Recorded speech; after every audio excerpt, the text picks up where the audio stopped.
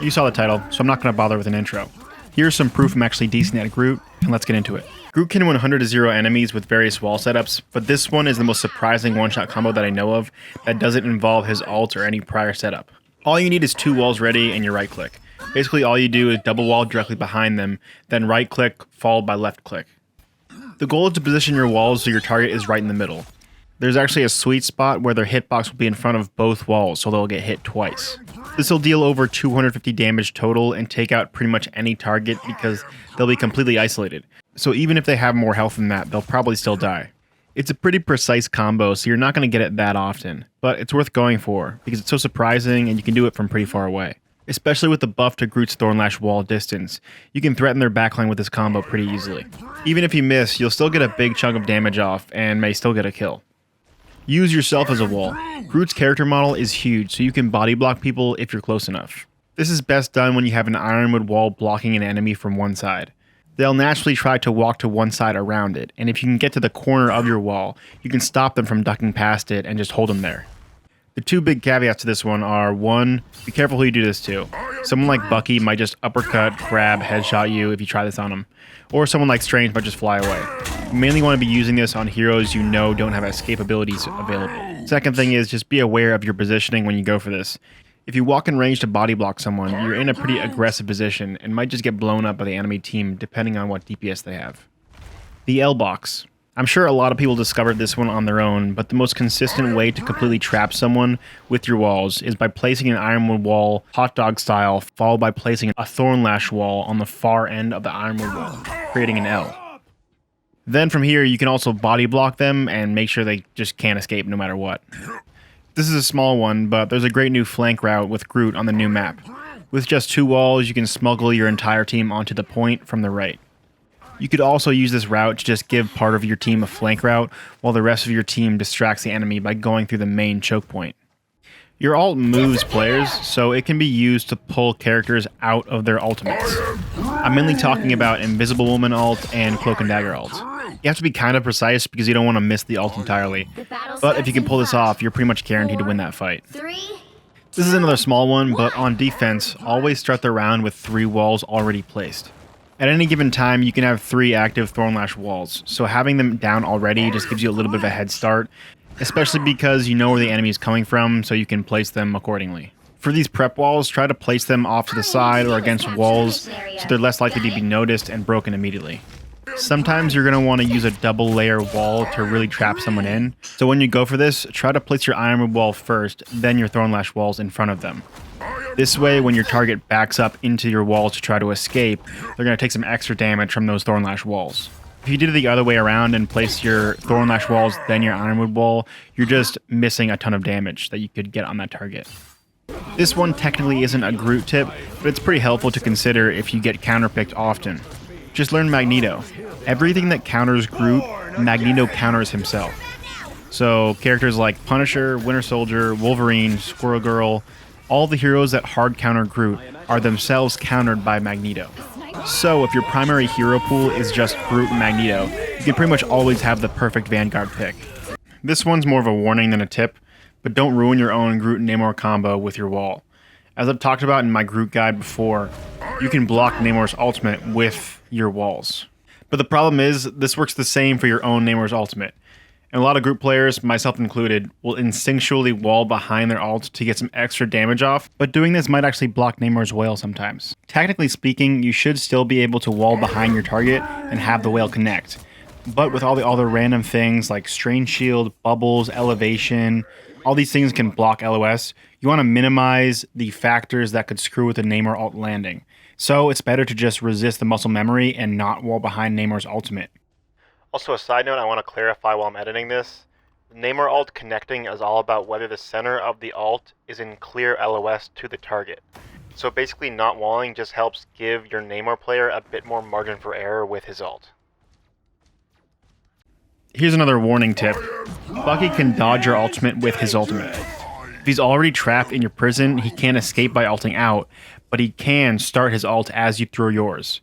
The tendrils won't suck him in when he's in the air, even if it appears to be in range.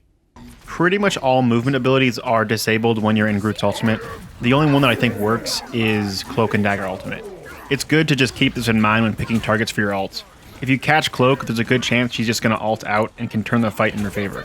On the topic of counters, one of the biggest counters to Groot ult is Invisible Woman ult, and I'll explain why. Generally speaking, you want to ult in relatively close range to increase the chances of your ult hitting the right targets.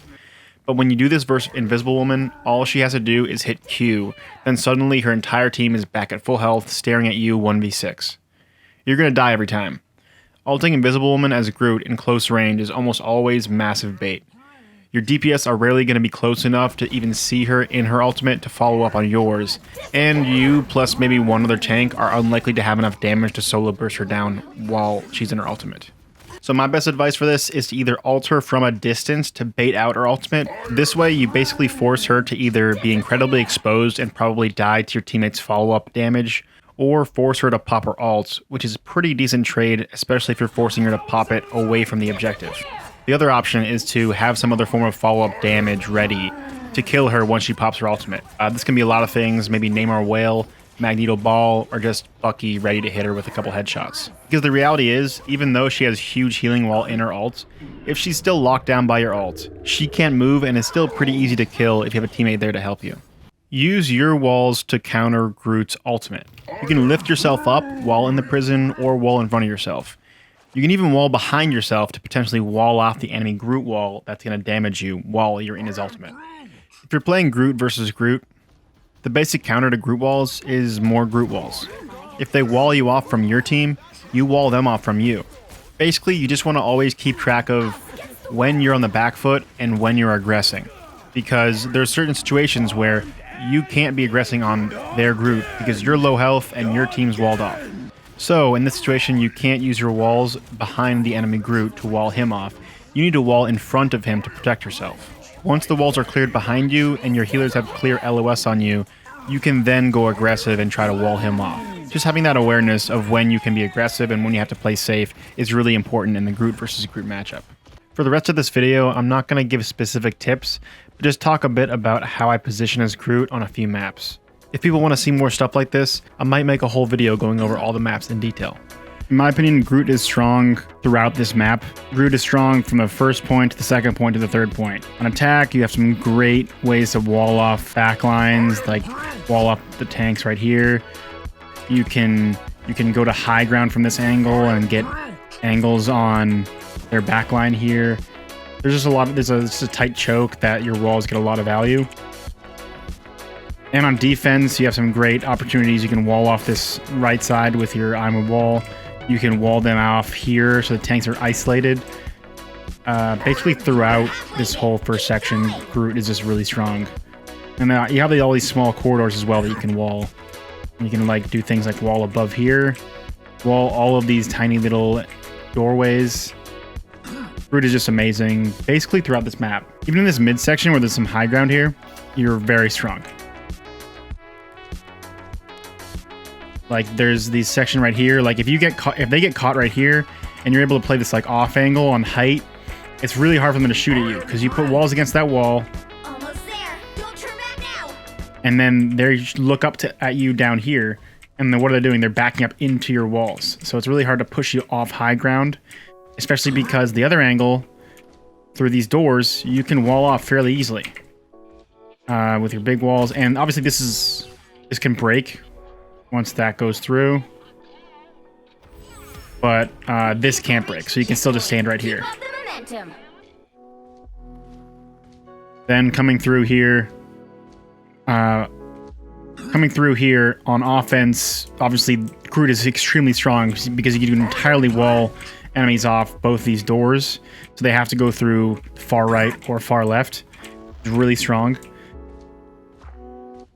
Anyway, Groot is just very strong throughout this entire map, regardless. Always a good pick. Groot is fairly strong on this set of domination maps. I think he's strongest on the outside map, the Bio Garden map. Here, I think he's kind of mid-tier. And then on the circular map, the map that everyone hates, the one with the elevators and this circle thing that can break, he's weakest. So I'd play Groot here, but he's not at his strongest because the point where you're going to want to hold most often is really exposed. So you're gonna have to use your walls defensively to give yourself cover, because there's just nowhere for you to duck behind. These pillars can break. There's nowhere for you to really go, and then you can get shot from high ground. So Groot's not the strongest on this point. I think he's best on the Biogarden map, the one that's outside, and then obviously worst on the pillar map. Also, one other note, once you have control of sight, Groot is pretty strong in this map because you can hold this pillar, you can hold forward and kind of control this angle right here and control this door and control the high ground up there. But recontesting as Groot on this point is very hard. You'll need a second tank usually. Solo tanking in this situation is pretty bad. So that's just another note. Like, he's good once you have the sight, but recontesting and taking oversight is hard for Groot on this map. So Odin's Archive, aka the map everyone hates. This map is pretty subpar for Groot. Like I said, it's just because there's no way for you to get that much value from walls because they can shoot you from high ground. Like, all this stuff can break up here. This entire thing can break, but still there's ways for people to just do bounce pads, just get angles around your walls when you sit down here. And the way I play it is I just have a wall usually somewhere around here, and then wall around the point, and just kind of peek, take space around this primary pillar, and then if they're on high ground, I can kind of kite around it. Obviously, once you have sight, Groot becomes stronger because you can hold them at this forward choke. Like, you can hold them here, it's pretty solid, and then even better, you can hold them up here, and even hold like right here. And as they come in, block their tanks off, ult them to control this position. But once you get back onto sight, it gets a lot harder for Groot to control the fight. There's so much free space, so many angles, so much high ground. It's really hard for you to control the fight. So I think Groot's pretty mid on this point, but still playable, just not as strong as a solo tank for sure. This is the outdoor map. This is Groot's strongest map on Royal Palace, in my opinion. Bifrost Garden is called. That's just because on this point, there's really only two main choke points you can get to the point from. You can come from here or here. And basically, Groot, you can wall off literally both at one time. And you just have a lot of control. Once you have sight, and even coming to sight, you have a lot of cover coming in, and you can wall onto the site from cover, you know, separate the point out. And this is just a good point for Groot in general. And you can even do weird things like, you know, come up here and ult them as they're coming onto site. And then once you hold site, it's even easier. You know, you can peek these corners, wall them in. You can even hold forward and wall right around here and get back. It's a pretty short map too, so you don't have long to travel. Like, you're not being penalized for the open air of it all. So definitely, I think the best map for Groot on Royal Palace. That's all the tips I have for now. Let me know if there's anything I missed. I might make this into a series as the meta changes and new Groot strats are discovered. If you want to see more Groot content, be sure to give this video a like and consider subbing. Also, I stream my gameplay sometimes over on Twitch, so if you want to see some live Groot gameplay, consider following over there. See you in the next one. Thanks for watching.